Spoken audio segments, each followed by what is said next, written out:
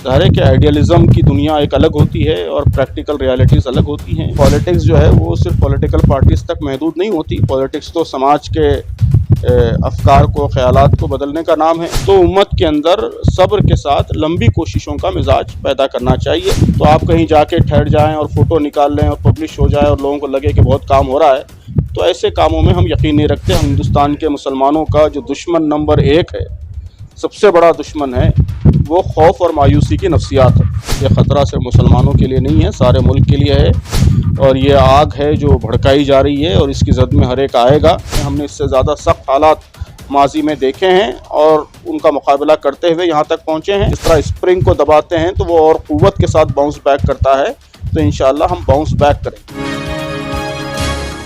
स्वागत है आपका भारत वॉइस में।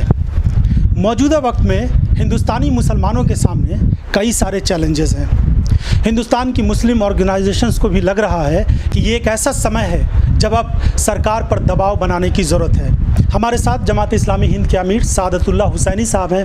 हम उनसे विस्तार से जानते हैं कि इस वक्त हिंदुस्तान के मुसलमानों के सामने किस तरह की चुनौतियाँ हैं और उसका सामना वो कैसे करना चाहते हैं। सादतुल्लाह साहब, सबसे पहले आपका बहुत बहुत स्वागत। जी, बहुत शुक्रिया। क्या मुस्लिम तंजीमों को लगता है कि बहुत ज़्यादा चैलेंजेस हैं इस समय? जी, यकीनन चैलेंजेस हैं और बहुत ज़्यादा चैलेंजेस हैं।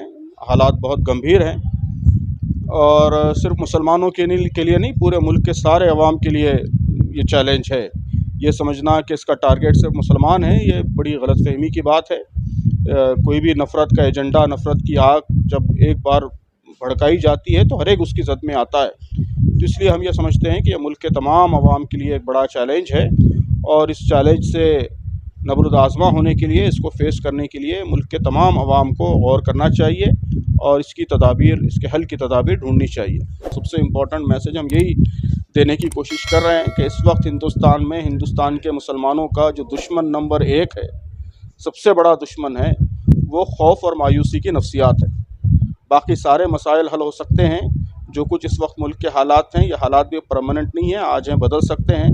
लेकिन मायूसी और खौफ एक बार आम हो जाए तो फिर उसको आसानी से नहीं बदला जा सकता। ये बहुत बड़ा जहर होता है, कैंसर का मर्ज़ होता है और एक बार अगर आम हो जाए तो फिर ये कमर तोड़ कर रखता है। तो इसलिए मायूसी से, खौफ से बचना चाहिए और हमारे क़ायदीन को, मीडिया को, हमारे दानिशवरों को, उन सब को भी ये कोशिश करनी चाहिए कि वो मायूसी, खौफ फैलाने के बजाय उम्मीद और हौसला पैदा करें।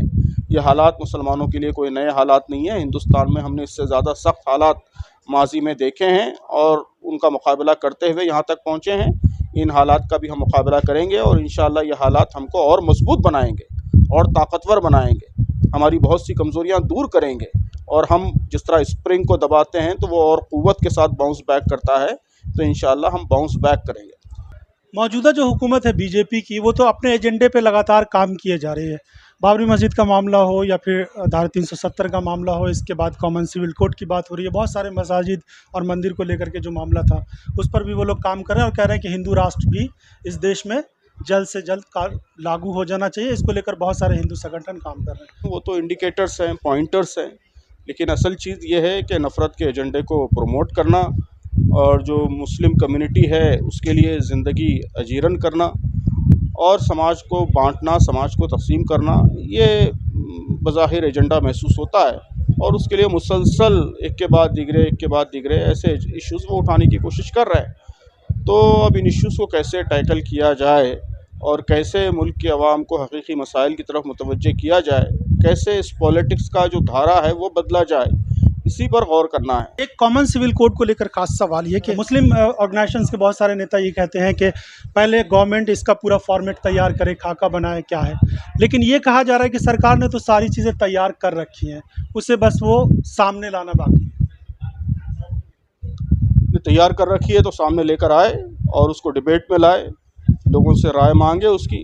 असल चीज़ ये है कि यहाँ जो मुख्तलिफ़ कल्चरल एंटिटीज़ रहती हैं, यहाँ जो मुख्तलिफ़ तबक़ात रहते हैं, हर एक को अपने कल्चर के मुताबिक ज़िंदगी गुजारने का हक़ हासिल है। ये किसी भी डेमोक्रेटिक सोसाइटी की एक प्री कंडीशन है। डेमोक्रेसी ये आर्टिफिशियल बुनियाद पर लोगों को मुत्तहिद करने का नाम नहीं है, एक जैसा करने का नाम नहीं है, यूनिफॉर्मिटी का नाम नहीं है।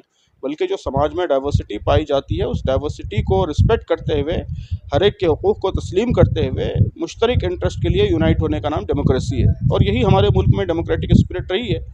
तो पर्सनल लॉ ये बहुत ही इम्पॉर्टेंट एस्पेक्ट है यहाँ के मुख्तलिफ़ कल्चरल ग्रुप्स का। ज़ाहिर है कि कोई भी सिर्फ मुसलमान नहीं बल्कि और भी जितने यहाँ छोटे बड़े कल्चरल ग्रुप्स हैं वो सब अपने कल्चर को प्रोटेक्ट करना चाहते हैं।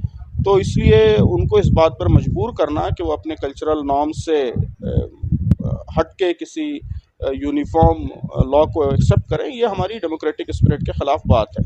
तो इसलिए कहा जाता है कि अगर आपके पास कोई ऐसी चीज़ है जो सबके कल्चरल नॉर्म्स को रिस्पेक्ट करते हुए, उसका लिहाज रखते हुए सबको एकोमोडेट कर सकती है, तो वो चीज़ पहले लोगों के सामने लाएं, उस पर डिबेट करें, उसको बहस का मौजू बनाएं, उसके बाद इस पर गौर हो सकता है। आप डेमोक्रेटिक स्पिरिट की बात कर रहे हैं, लेकिन सरकार तो उसका जो एजेंडा वो तो उसे लागू कर रही है, उसमें अगर कोई भी रुकावट आती है तो वो उसको मानने को तैयार नहीं। तो ठीक है, ज़ाहिर है कि उसकी मुखालफत की जाएगी, उसको अपोज किया जाएगा, उसको रेजिस्ट किया जाएगा।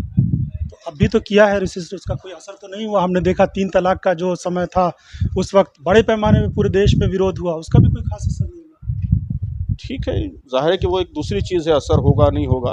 असर नहीं हो रहा है तो असर और कैसे असर पैदा किया जाए इस पर गौर किया जाएगा और नए रास्ते ढूंढे जाएंगे। एक चीज़ ये कि हम देखते हैं अक्सर कि जो मुस्लिम ऑर्गेनाइजेशंस हैं वही आपस में नहीं मिल पाते हैं, किसी न किसी इश्यूज़ को लेकर के उन पर ही बहुत सारे सवाल उठ जाते हैं। कई मौके पे ऐसा हुआ है।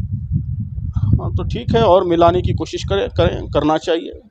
वही कोशिशें हो रही हैं ये कि मुस्लिम तंजीमें एक साथ आएँ, मुस्लिम तंजीमें ही नहीं, दीगर सिविल सोसाइटी ऑर्गेनाइजेशंस, जस्टिस में, वैल्यूज़ में यकीन रखने वाली सारी तंजीमें एक साथ आएँ। ज़ाहिर है कि आइडियलिज़म की दुनिया एक अलग होती है और प्रैक्टिकल रियलिटीज़ अलग होती हैं। बहुत बड़ी उम्मत है, 20 करोड़ की उम्मत है, उसमें तरह तरह के ख़यालात रखने वाले लोग हैं। तो ये सब हर मसले पे मुकम्मल एक ज़ुबान हो जाएँ तो ये तो अनरियलिस्टिक बात है, लेकिन ज़्यादा से ज़्यादा इत्तेहाद हो। हम लोग मुसलमानों के बीच जाते हैं, उनसे बात करते हैं तो उनको ऐसा लगता है कि जैसे मुस्लिम तंजीमें कोई काम नहीं कर रही है, वो बिल्कुल उन्होंने छोड़ दिया है सब कुछ, वो अपना अपना जो कुछ रिवायती काम है ट्रेडिशनल उसमें लगे हुए हैं। आप क्या कहना चाहेंगे?